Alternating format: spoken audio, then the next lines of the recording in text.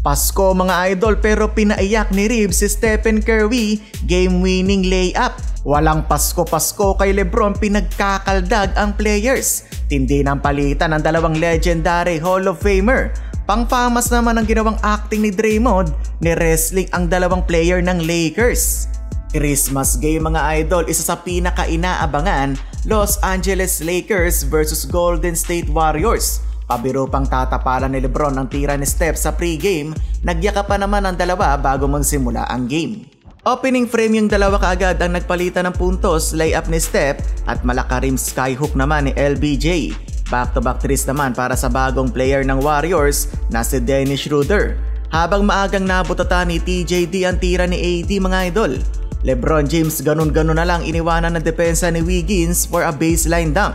Maagang nakalamang ang home team 16-9. Solid na panimula para kay Wiggins mga idol, 10 points kaagad, may halos 3 minuto pa sa game. Sinagot naman ni Reeves ang 3-pointer ni Wiggins. Pagbalik naman ni Lebron sa court, pumakita kaagad ng tough fadeaway. 3 na lang ang hinahabol ng Lakers. Naitabla ng rookie ng LA ang laban, pasok ang corner 3 ni DK at natapalan niya pa ang tira ni Schroeder.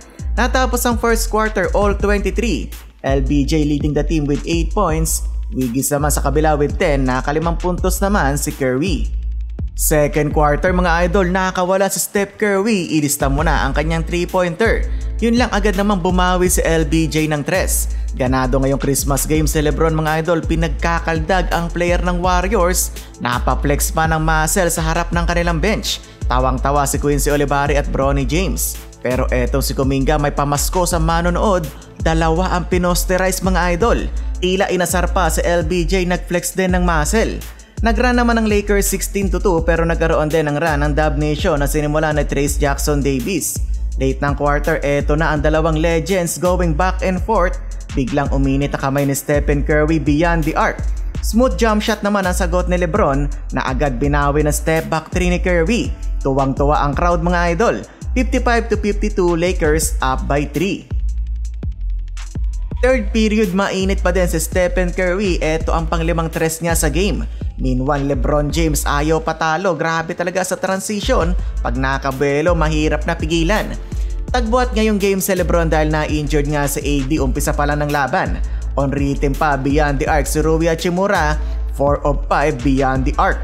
End ng third quarter 84-76, lamang pa din ng Lake Show. Nangunguna ang dalawang bets si Lebron 26, kabila naman Curry with 21. Fourth period ni wrestling ni Draymond Green mga idol ang dalawang player ng Lakers. Sinamahan pa ng pang-famas na acting. Habang si Lebron Paskong-Pasko, pinagsungkit ng bola. Naging down to the wire ang laban, palitan na naman ng 3 si Stephen Curry at LeBron James. Last seconds, tindi na ng sigawan.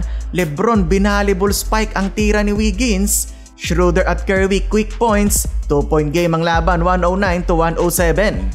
Stephen Curry pasok ang napakahirap na 3 sa harap ng depensa ni Lebron. Eto pa, long 3-pointer by Steph, parang championship na ang laban, tie game.